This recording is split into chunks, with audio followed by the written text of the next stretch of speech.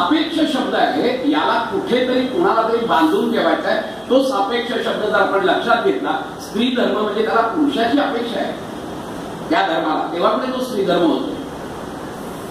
राजधर्म म्हटलं की प्रजेची अपेक्षा आहे, त्याच्याबद्दल काहीतरी आहे. आणि त्यामुळे हा सापेक्ष धर्म आहे, कोणाला तरी कशाशी तरी बांधून ठेवायचा आहे, याचा अर्थ धर्म आहे.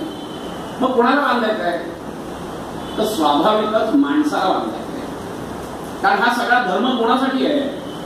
हा सगळा धर्म जो आहे तो माणसासाठी आहे, पशूंसाठी नाही. हे लक्षात घ्या. कारण पशु धर्माने वागू शकत नाही. त्यांना जी काही बुद्धी दिलेली आहे देवानी, त्या बुद्धीच्याच ह्याच्यावर ते वागतात, ज्याला आपण इन्स्टिंक्टिव्ह नॉलेज म्हणतो. उपजत बुद्धी ज्यांना असते त्यांना विचार करण्याची बुद्धी नाही.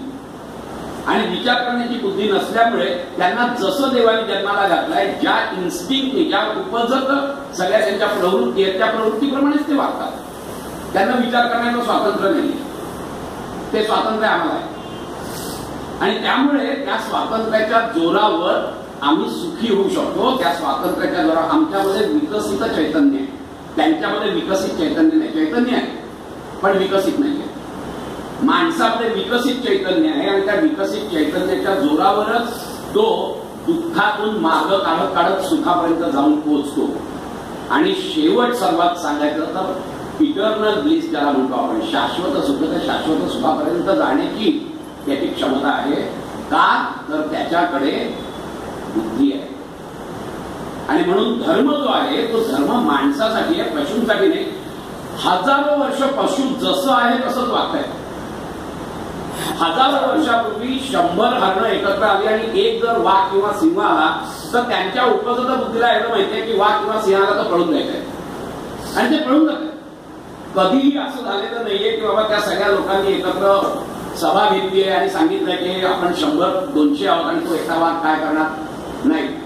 कारण त्यांची उपजत बुद्धी एवढीच आहे की वाघ आला की पळून जाणे बुद्धी आहे त्यांच्याकडे, पण विकसनशील नाहीये. हा महत्वाचा मुद्दा आहे. हजारो वर्षापासून चिमणी घरटं करते, ती तसंच करते. त्याच्यामध्ये व्हेरायटी नाही. आमच्यामध्ये व्हेरायटी. आम्ही जर 2-3 वर्षांनी आमचं इंटिरियर बदलतो, पडदे बदलतो, कलर स्कीम बदलतो, फर्निचर बदलतो, सगळं बदलतो. चिमणी जसं आहे, ज्या प्रकारची चिमणी आहे त्या प्रकारचंच ते घरटं पण असतं.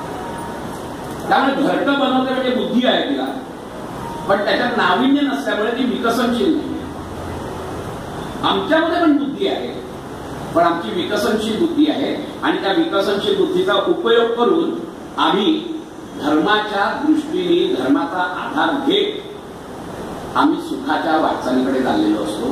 कारण हा आम्हाला आमच्यात असलेला हा विकसित चैतन्याचा भाग आहे, ते देवाने दिलेलं आहे. आणि म्हणून तर मानव आणि प्राणी याच्यामध्ये फरक आहे. अतिशय सुंदर एक सुभाषित आहे, आहार निद्रा भयमैथुनम च